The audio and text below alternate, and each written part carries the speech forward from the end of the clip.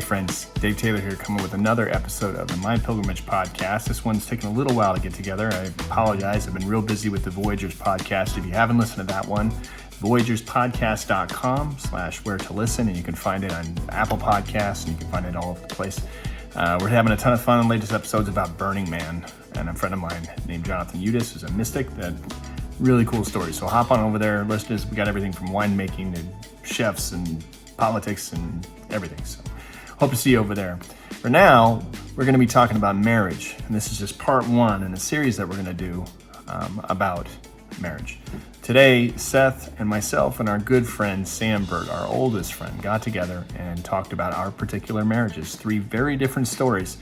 And the effort was so that maybe you could share yours and encourage you to go over to the Facebook group and talk about your story, because everybody's unique. And like we said, there's no judgment here. It's everybody working through their own healing processes, and our marriage and our relationships are a huge part of that. So we had a long discussion, a little profanity in this one, as marriage tends to bring that out.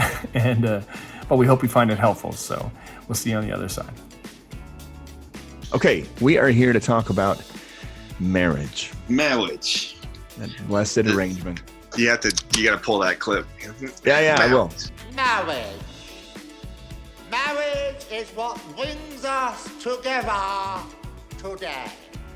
I don't know exactly how to start this, but there's been a lot of questions on the podcast or in the Facebook group. There's been a lot of questions in the Facebook group about talking about marriage, because everybody seems to be, the guys that are married are going through their own kind of experiences. It tends to be unique to each person. We've got 3 guys here that have had very different marriage journeys. Yes. That's why I thought this would be a good experience. Yeah. It was all triggered by, Nathan Ewald posted the other day, and he Ewald. said he was talking about his experience with his wife and the intensity of kind of being bullied almost by her a little bit, and trying to speak, learning how to speak truth to her and hold ground. And a lot of guys, over the last few months, I'm thinking a lot of guys have posted some stuff about it. But of course, the people I've worked with, so many of these guys I've worked with as clients, that's such a huge part of it, man. When you're trying to become healthy, you start to realize very quickly that the dynamic of your relationship is based in that unhealth. Mm-hmm. You know what I mean? Right. And so how do you become healthy, and then watch what it does, how it usually deconstructs the relationship in some ways. And so it tends to get a little messy when you try to get healthy within a dynamic like that. So I think it's important that we address that. I think all of us have experiences and stories and different. I think that's spaces. kind of the marriage. That's the marriage journey in general. And that the question becomes, and this is the tricky thing about being a part of a group that has been dealing or working on healing it and has addiction kind of influences or whatever, or a lot of the guys that are showing up here were dealing with porn addiction or sex addiction. I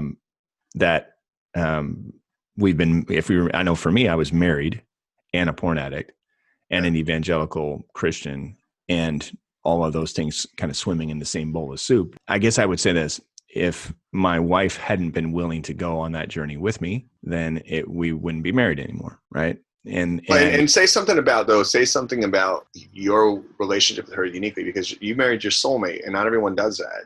Mm-hmm. I think most people marry somebody who's in a soul connection in some way, but yours is unique, which probably was a part of the strength of that bond, probably helped with that process. Yeah.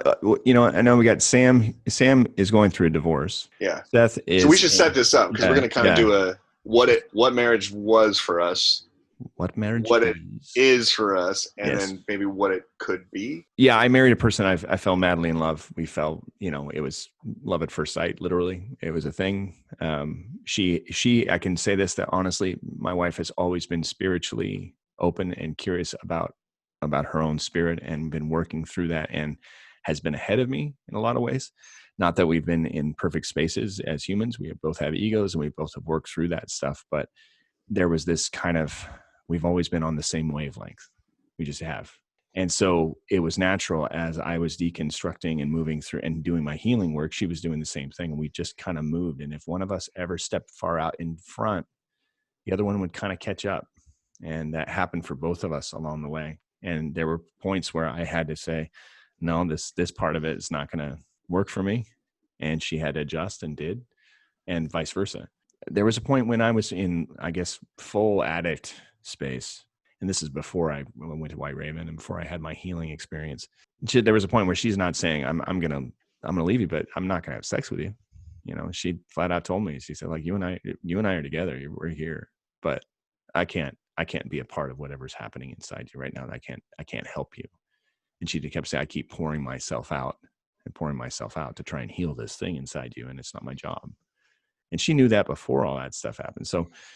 So Maria has been like, our healing journey has gone together, and it's just been this kind of lovely, beautiful kind of thing, a very redemptive thing. And I don't know, I can't imagine something else, you know. I'm very, very humbled by the experience of being married in the way that I am. Maria is too. I think I've come, the older I've got, we've been married 23 years now. And the further I've gone along, the more I've realized how unique and special it is, and how I don't have a place to judge from because of that. I get to stand in the corner and just kind of be grateful for it, because I do see how unique and special it's been. So it sounds like the way your shift on your perspective, because I remember you being, well, this is what marriage is. Oh yeah. And of course that's the evangelical thing, right? Yeah. When I was an evangelical, we're all trying to get to what Jesus, you know, when Jesus had his 3 sermons about marriage, you know, we're all trying to just somehow live up to Jesus's standard of what marriage is. Right. And, you know, when I was an evangelical, I say that with tongue firmly placed to my cheek, but but you shifted to this space now where you're going, oh, this is a really unique thing that well, marriage in general is, for me, is not a thing anymore. Like I don't look at marriage and go, you know, priest, ceremony, ring, kids, family. I don't look at that as a thing. That structure that's a human construct in my mind. It's a human construct that we all choose. I look at love, and I look at the meeting of 2 souls, and this, what Rob Bell calls the zimzum. I look at this energy between us, and I go, that's kind of beyond any of these human explanations for it, and I can't. So I'm grateful for it. And you still wear a ring? Oh yeah, I can't get it off. Why do you wear the ring? Or you just can't get it off? I wear the ring because mostly, especially in my line of work, it's helpful. Like it helps me avoid conversations with. You're like, chicks dig me. Well, the biggest thing is that, like, beyond what anybody else's ideas of what my ring symbolizes, right? That I'm committed or whatever. I am committed. Like, and there's no joke. Like, even in my world, you know, where I'm around women in bikinis all the time, stuff like that, there's a discipline to it. Make no mistake about it. There's a discipline to being in a relationship in which you go, it's going to be you and me exclusively forever. You're my sexual partner, and I'm not going to do it with anyone else. There's definitely a physical discipline to that approach, but it's not like I'm just coasting along and this is all just easy. Sure. But the ring plays like a protective kind of, you know, well, in a very practical sense, it does. Sure. But for me, honestly, being in love, like, and still being kind of madly in love, you know, it was my wife's birthday yesterday. I got her a little bracelet with 2 hearts and a little infinity symbol on it. It's as corny as it gets. You know, it's super cheesy. Did you get it out of a vending machine though? No, but okay, I got it at Zales. Where else do we go? That's sure, good point. but I got it for her, and for me, I saw it like, yeah, that symbolizes it, because I feel that because I'm like, because. Yeah, it's a little corny. My kids think it's corny, and they see us kissing all the time, and they see us loving on each other all the time, and they think it's corny and stuff like that. But it just is what it is. And with them, I had this, and I want to say this is where I'll close on my story of it. My oldest is 21. He's been having girl issues, you know, with girlfriends and different things like that. And one day we were talking, I was like, "But," and I wasn't trying to correct him. I was just saying, you know, there's some choices to be made here, and you're thinking kind of. Seems like you're thinking a little selfishly about this. You're not thinking about her perspective. And he says, you know what, Dad, not everybody's going to have what you and Mom have. You know, it's not fair. And I was like, what? And I said, what is wrong? And he's like, it's just so much pressure because you guys had this thing. You're like crazy and you're in love and not everybody gets to do that. And I looked at him and I realized that for him, somehow in his mind, he had built up in this amazing amount of pressure on himself that he has to find this soulmate, and he has to have this passionate love. Yeah. And I was like, oh, you know, and honestly, I had no idea what to say to it. I kind of went blank and I went, Go talk to your uncle. Yeah, right. Arrange a call with Sam and Seth. They're going to have a conversation. Yeah. Anyway, so in that sense, like when people come to me and go, man, you guys have such a great marriage and relationship, you know, I'm like, what's your secret? I go, I don't know. Yeah, I don't know. I don't really have a lot of advice for you. I mean, you know, so, and that's the truth. At least that's where I'm at now. I mean, maybe when I'm married 50 years, I'll have more perspective or understanding of it. Right now, I'm just kind of in this humble space of like, oh, I kind of lucked out on this. I'm just going to kind of be cool with it, you know? So, who's going next? Sam. Yeah, I've been awfully good. Now, Dave, you're going to do an intro of who's because as far as my pilgrimage guys know, they like Sam on the Facebook page. Sam's just a dude that joined. Sam is a dude that joined. Sam Vert is our oldest friend. Yeah. From the neighborhood. From the old neighborhood back in West Seattle. I contemplated stealing his bike when I was 5 years old. Yeah. I think you did. You did. You got on the bike and drove and you rode down the road. Yes, I think I did actually. His dad showed up at the doorway. Not a fan. No, his dad was pissed. His dad was pissed. I never forget that. I was standing there just going, this one. So bad. Yeah. It's a nice bike. So Sam, our oldest friend. Sam, how's things going with you, man? What are you going through right now? And you can use as much profanity as you need, just so you know. See, I've been married for 15 years. Next month will mark 16. That is, if the divorce is not finalized by then. It's a stretch, but it might happen. Marriage for me, looking back, has been more of an illusion than anything else, because the hardest part about dealing with my wife has not been dealing with my wife. It's been dealing with myself. And granted, I am a person who is given more toward, self-consciousness than a lot of people. I think that's probably there's a lot of nature involved in that. And there's plenty of nurture too. But looking back, 16 years, I realized that the majority of why I married her had to do with my evangelical upbringing and this fundamentalist idea that you do what God wants you to do, period, or you will not be happy. And ultimately, well, you know where you're going. So even if you don't agree, even if you don't think it, you don't feel it, you do what God says, and you look at the signs and you ask, you talk to other people and your pastor, and if everybody gives you the approval, that's what you should do. And that doesn't mean I didn't like her. Absolutely. I liked her quite a bit. I loved her. She's a great person, good sense of humor, not a question. But I didn't marry her because I was deeply in love. I married her because I believed that this is what God wanted. And if I didn't go that direction, I'd be in trouble. So with that as sort of the cornerstone of the marriage, that's the wrong foot to start off with. And it never really got better per se. The fact that I have flaws, the fact that she has deep flaws, certainly doesn't contribute to the success of the marriage. And here we are 15 years later. And I just got to a point where I began some healing work, and I really began to acknowledge my own self and my own deepest desires and who I was created to be, which was confusing but freeing at the same time. And I had to leave. And like Seth said about, you get to a point where the marriage, it's one pulls the other. And if they don't, somebody is holding on. Yeah. And I had to break that, I guess, the covenant, if you will. I just said, look, I can't do this anymore. And then that was it's a difficult choice, but it was also easy at the same time, because I had gotten to a point where this is what I need to do. Yeah. And I can't look back.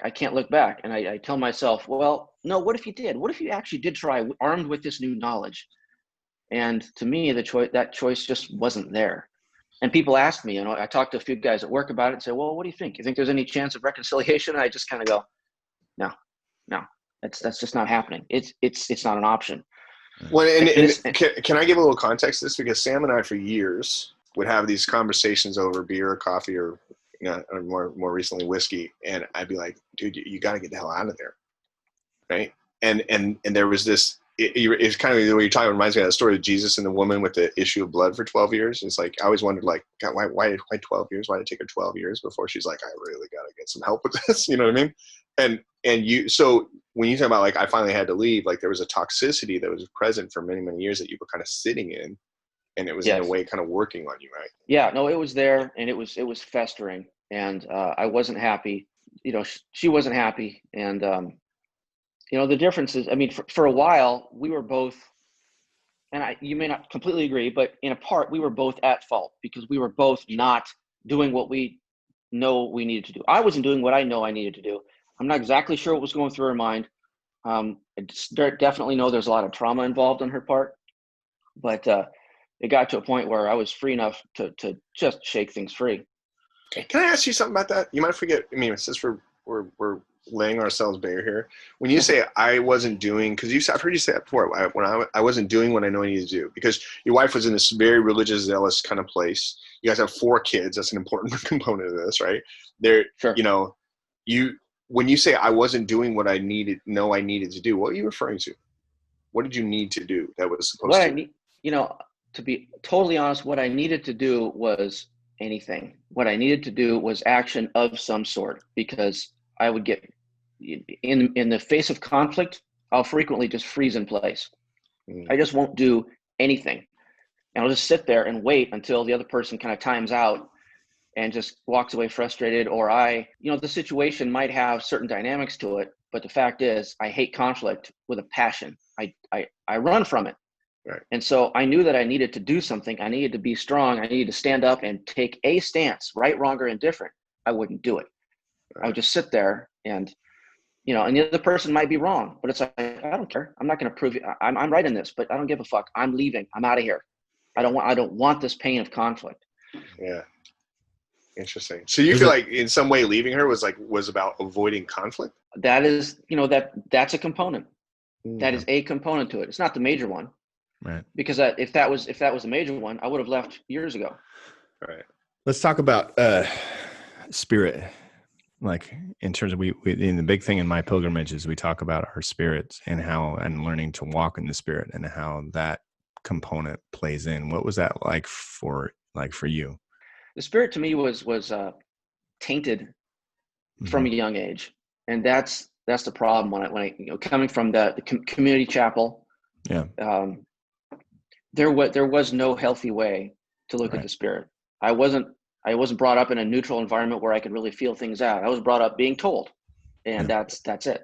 So the dysfunction of kind of your religious upbringing had an influence on how you kind of started to work through this. But I know that when you started doing healing work years ago, you were up in Anchorage and we were walking around Cheney. We were walking around Cheney Lake and we were just having a conversation in the woods and chatting.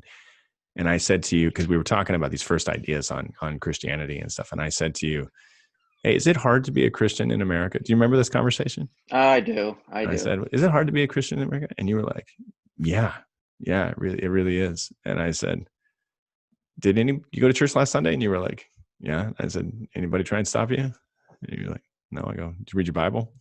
Yeah. Anybody try and stop you? And you were like, no. I go, it's not hard to be a Christian in America. I said, it's not. I said, that's the narrative. That's the story that we've been told, or that we've been telling ourselves.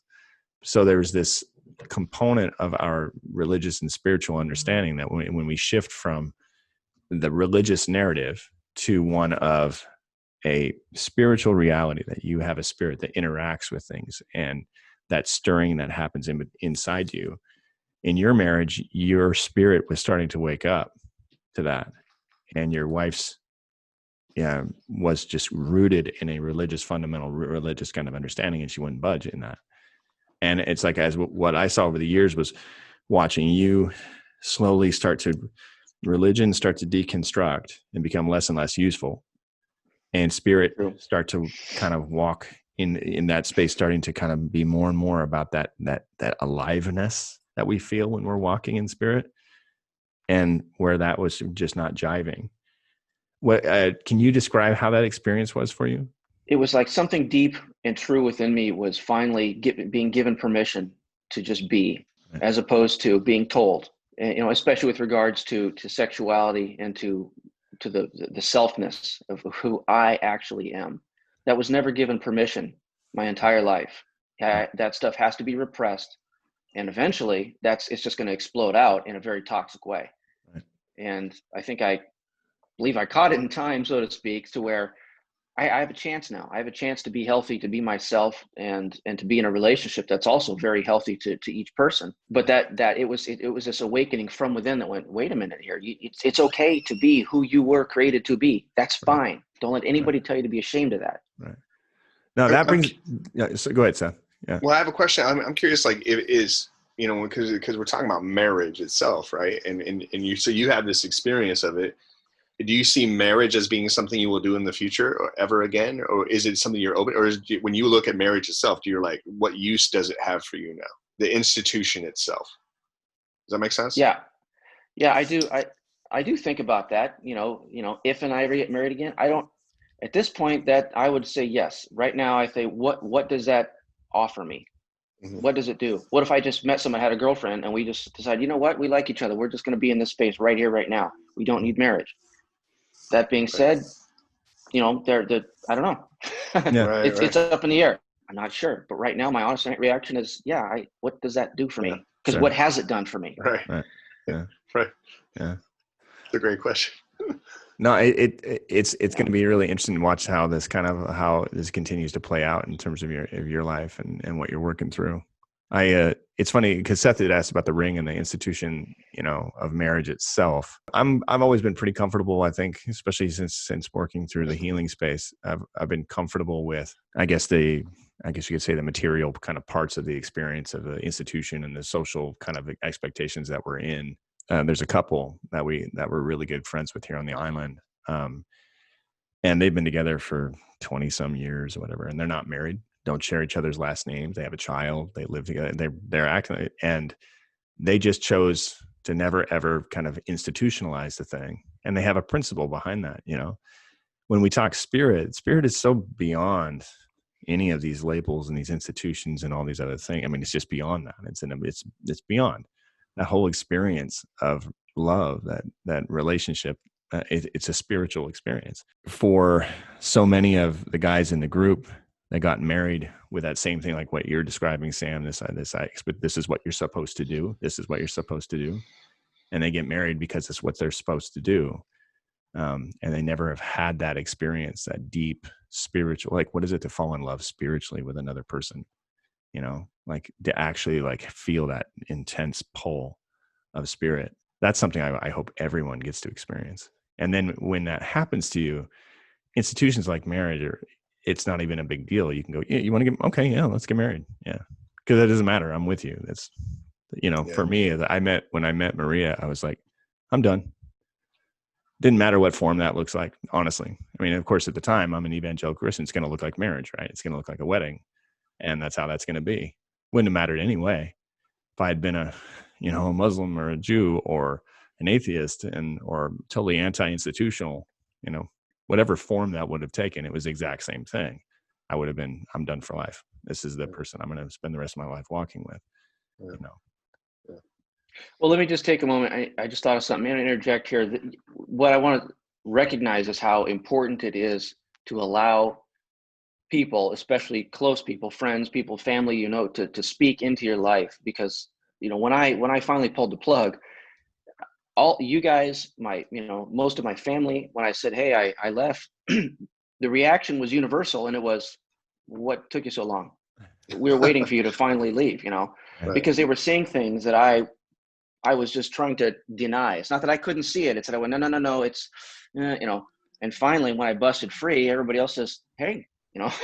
So that counsel of others was and continues to be invaluable, because others can always see things that you can't. Right. Yeah. Right. Yeah, that's huge. All right, Seth, your turn now. You get My turn.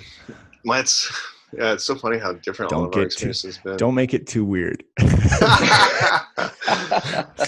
Okay, I'll try to stay. Yeah. I know. So, for those that are watching video, I don't wear a wedding ring. I am happily married, but I don't wear a wedding ring. My wife and I do not have any longer a commitment of what you would call traditional marriage, other than we have one commitment with each other, and that is honesty, only truth. We speak truth to each other, period, no matter what.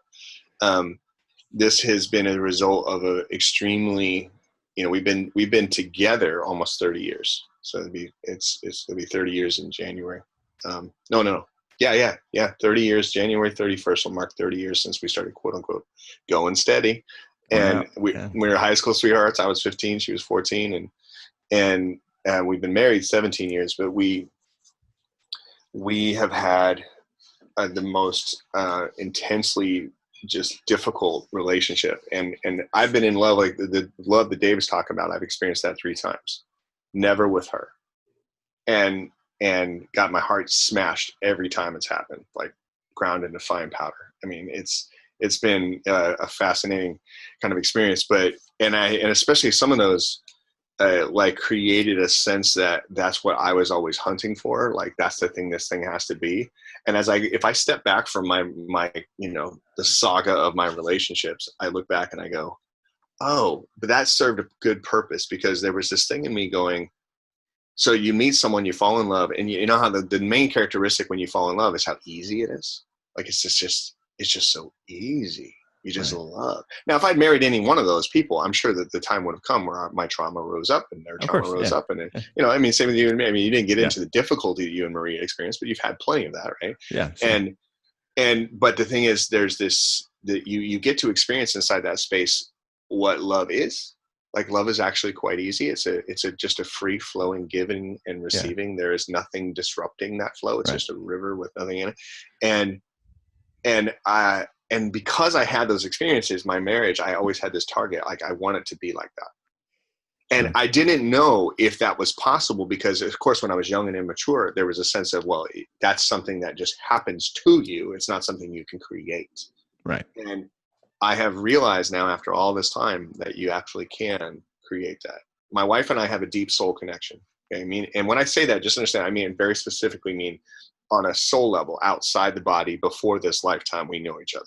But her and I, on a soul level, are very good friends. It's not like Dave and Maria, where you guys have probably been lovers in many lifetimes, and that's why that quick, intense recognition. Amy and I feel like best friends on a soul level, and there's a mission that's playing out in our relationship. And what I encounter in a lot of people's marriages, a lot of clients I've dealt with, their relationship plays the role of, there is a intense, it's iron sharpens iron kind of experience, where it brings their trauma to the surface. It triggers them a lot. There's a lot of that, like, why don't I have this in love experience? Well, it's not about trying necessarily. I've learned it's not about trying to find the in love experience. It's about accepting what role or mission does this relationship create? What is it in this relationship is not about that. You know what I mean? Now, of course, our world, on an intense level, markets and pushes this idea that we're going to find the one, and we're going to find this, this soulmate relationship.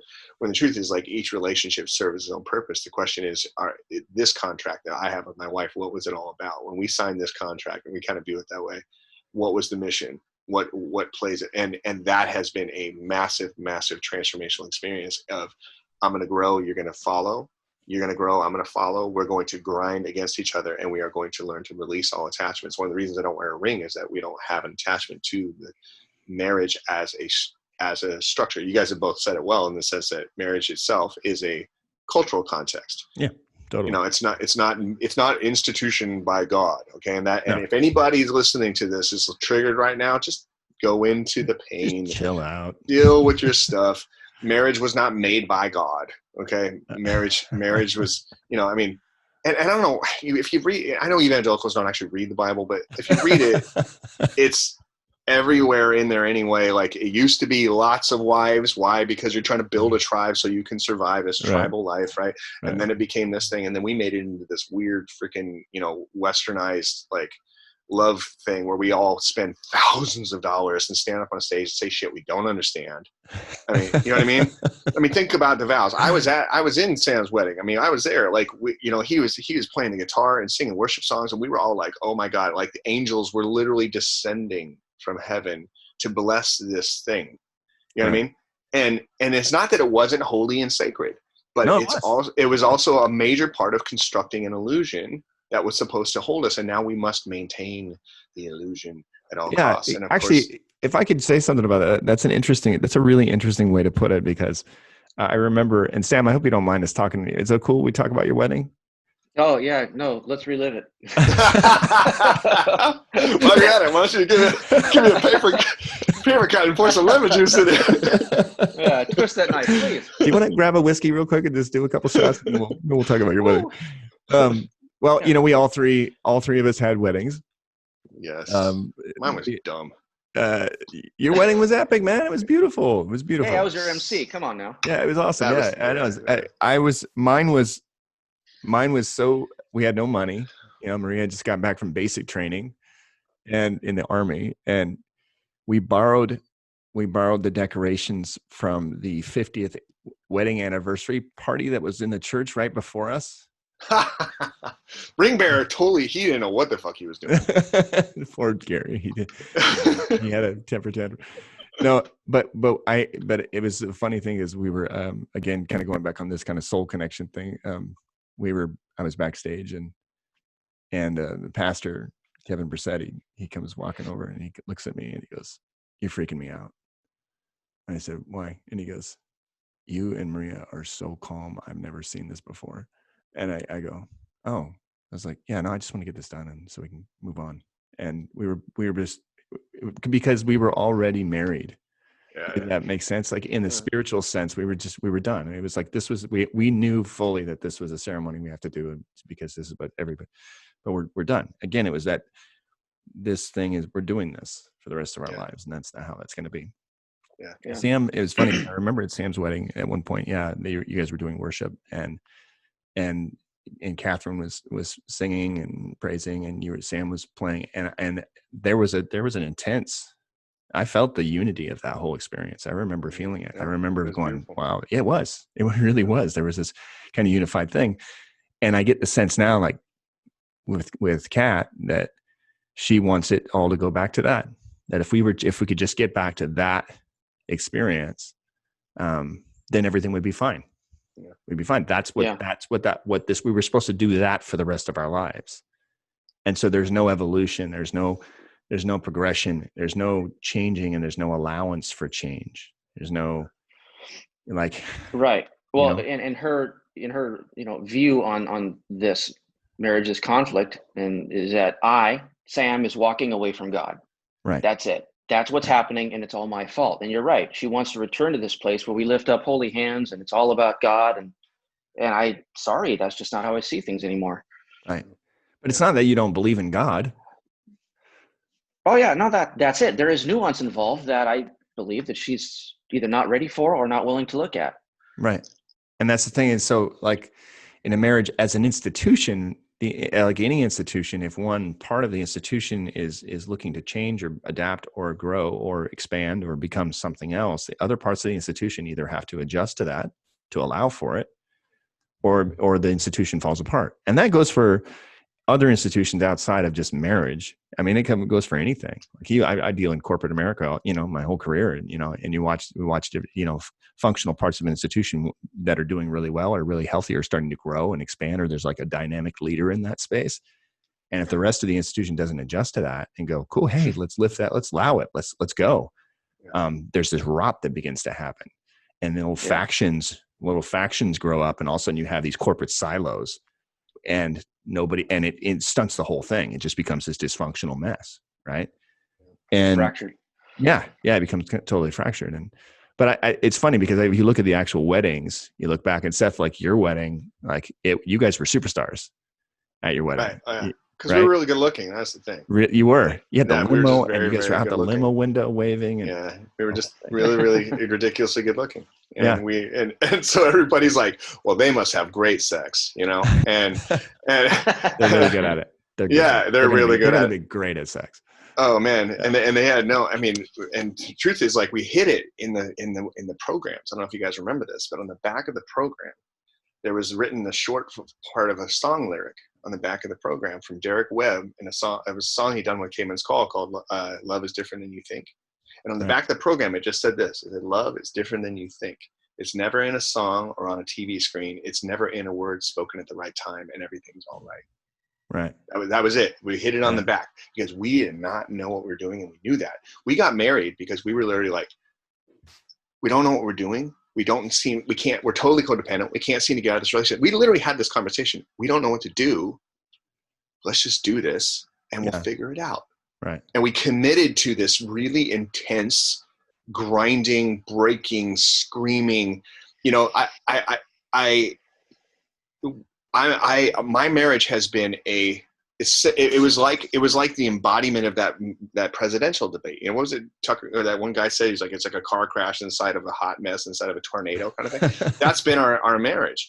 And it's been an incredible, powerful, breaking, destroying type of experience. It's been, I could get into the weirdness of it all, but it's been this thing, and it served an incredible purpose of us transforming. But our wedding, we didn't know what we were doing. And here's the best part.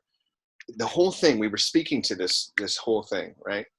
And, secretly. And then I was in charge of creating the music playlist that would start with the song that we walked down the aisle after the kiss. We're supposed to walk down the aisle, right? And then there was a whole playlist that would go as people are being dismissed from their seats and all this kind of thing. Right. And we were supposed to walk down the aisle to this cool, it's a long time ago, this Harry Connick Jr. song that was this, it was a really great song called Come By Me, and it was this loving, kind of swing dance kind of song. Yeah. Right.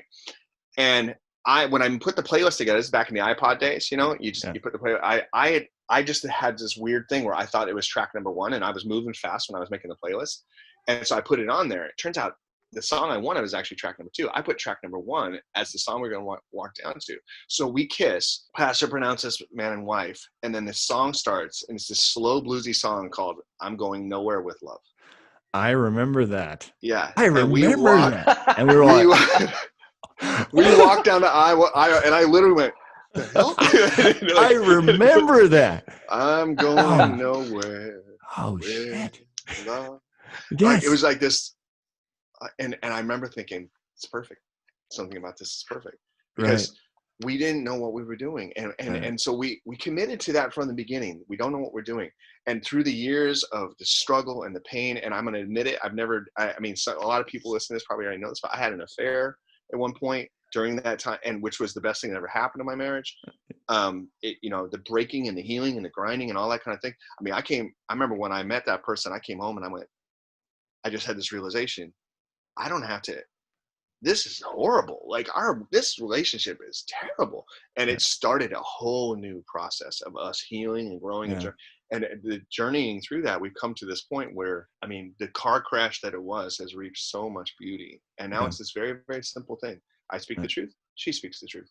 We make room for each other's truth. That's it. And we raise our kids, and we're on this adventure. And she's the most courageous person I know, because she's willing to be drugged behind this wild animal, and just go down this road together. And it's been an amazing thing. And I just think part of it is because we had experiences like the affair that made us go, instead of going, we weren't evangelicals anymore. So it wasn't like you haven't kept up to the God construct. Right. It was more of like the illusion failed us. Yeah. Yeah. What is it now? And that was my thing. It's like, I can't do, I want love. Yeah. Love. And she could have said, nope, can't do that. She could have held her ground, similar to what Sam's experienced. But once that truth is spoken, and that's what Sam and I, over the years, a lot of conversations about what is it to speak truth to that person, saying, here's what I desire for my relationship in my body and my experience. Right. If you want to come with me on the journey to become that kind of a person, you can do that. If not, I gotta go. Right. Right. And that can, as far as the institution of marriage is concerned, that can define, that right there is probably the most defining thing in terms of whether it's quote unquote successful or not. Is that is the ability, Marie and I actually got together with some friends of ours who live in Ethiopia, who are, I guess you could say, a marriage that we kind of look at and go, that's something we emulate. They're older than us and they're kind of mentors. And we were chatting with them, and they talked about how they do this annual kind of marriage summit, the two of them, where they get away and they sit there and they literally go down and go, what's the thing you want? What's your deep heart desire? What's the thing you're looking for in your life? What's the thing you want to do? And how can I support it? And where's the overlap in our desires? Where's the overlap? And that's how they do that. And that's awesome. That's awesome. It's incredible, right? Because, but those two can also just sit next to each other and feel love. Just like, like I can sit with Marie and I, not every day, obviously, when there's stress and but most of the time we can just kind of sit next to each other, and you can just kind of sit there and feel the energy of it. The last thing I'll say, just to kind of close this first one out, is there's the spiritual experience of everything, and then there's the material experience of everything. The spiritual experience of marriage is kind of like I think the spiritual experience of going to church. The worship song, if you get the right worship song, it often, will just kind of lift up the kind of feeling, and you'll go, oh, when you're in church, you go, oh, the Holy Spirit just came down. You feel that the Spirit just came down. The pastor will give a sermon and shut that whole thing down, or maybe, but then we all have a story of like, man, that sermon really hit home for me. It was something that really spoke to me, whatever. But most of us, you go, 95% of the sermons, you're like, yeah, just had to get that done because the football game's starting, Right. The marriage seems to be kind of a similar thing in terms of there's this material experience of marriage in which kids and stress and jobs and work and everything, and we all kind of have that. But what we want the guys in my pilgrimage and the ladies to experience is the spiritual side of what marriage can be in terms of love, and just that feeling, and that we can understand that we can, for that experience exclusively, we can erase the institutional kind of understanding of things. Just like everything else, we can erase the narrative of church. Sure. We can erase the narrative that God requires. That process. Yeah, that God requires church, that God requires this structure to experience this thing. Everybody asks me, how's your spiritual life? Yeah, it's great. Why are you going to church? No, haven't gone to church in years. Oh, well, how are you? They want to know, am I partaking in the institution? They're not interested. Am I experiencing the actual love, the actual energy of the thing? Right. And marriage is best experienced through the spiritual side of it. It really, really is. Absolutely. 100%. Because that was the thing, is that Marie and I, that's pulled us along, has always been, in the end, we go back to that experience, and it's the thing that pulls us along, so. Closing thoughts on? I want to say, my closing thought is this. I put that into practice early on when I had the affair. There was somebody I fell in love with. And it was interesting because I can honestly say I'm still in love with that person to this day. But I've also fallen in love with my wife. And I don't have any contact with that person, but I remember taking my ring off, and I said, I want to try to walk around without my ring for a few days and see what it feels like. Because I can't be bonded to the structure anymore. I can't be bonded to the rules, the requirements, the control, the manipulation. I can't be bonded to that anymore. Right. And what's weird is when I took the ring off, all of a sudden there was this whoa. And it was a little bit scary because all of a sudden it was I didn't feel any walls around me. Yeah. But at the same time, I was like, oh, I can see how this now requires me to become someone who can be the person that can love. You have to be what's it Gandhi said, be the love, be the change you wish to see in the world. I was like, I have to become someone where love flows through me. Right. And then I can choose who to share that with. And I've chosen to share that with my wife, and she's chosen to share it with me. And we've chosen to do this together and to raise these kids in a certain space. But I took that off, and it was interesting because if there's anyone here who's going, this isn't, they're describing my life, take your ring off for one day and then put it back on. And notice the shift in your way you feel, the way you think, what you're experiencing in your body, what voices your ego is, what your ego is saying, what your spirit is saying. I'm not saying that I don't care whether you have it or not. Just try it for a day, fast from the ring for a day.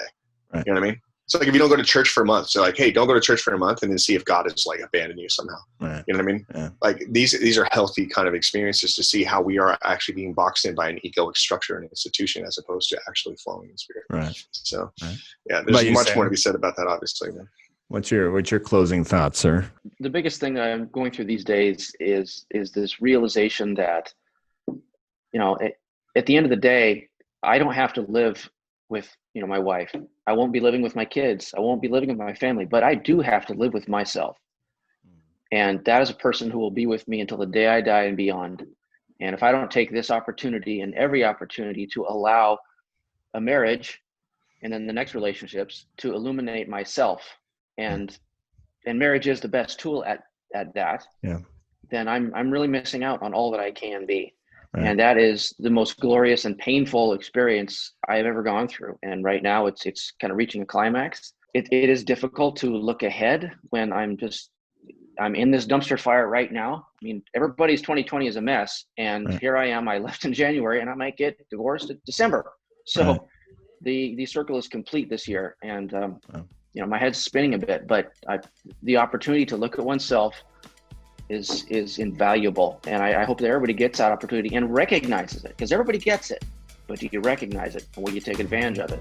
I can't control what she does. I can't fix her flaws, but I can certainly deal with mine. Yeah. Well said. Well done, fellas. This is good. So that was marriage part 1. The next episode, we're going to be talking about kids and about how the kids play into that whole thing and what happens when you find yourself in a situation where maybe you're thinking, I need to try something different, or I'm in a healthy hold place now and my spouse has not come along, but you have children. That's more complicated. These episodes are not meant to give you answers. That's really, really important. And they're just meant to tell our raw and honest stories of 3 human beings that are working through this healing space. So please take that as these are stories. We're not trying to solve your problems or fix your marriages, and everybody's got a different story to tell. We all have our faith and the approaches that we take through our faith. So come on over to the Facebook group. Let us know what you think. Tell your story. Share. It just helps everybody. So we really appreciate you taking the time to listen. If you want to support us on Patreon, there are a lot of guys that have been doing that. It's been really helpful. You can go to mypilgrimage.com, click the Patreon link, and you can come over and just chip in what you can. $5 a month is great. It really helps. So anyway, from us here at My Pilgrimage, we will talk to you next time. Aloha, guys.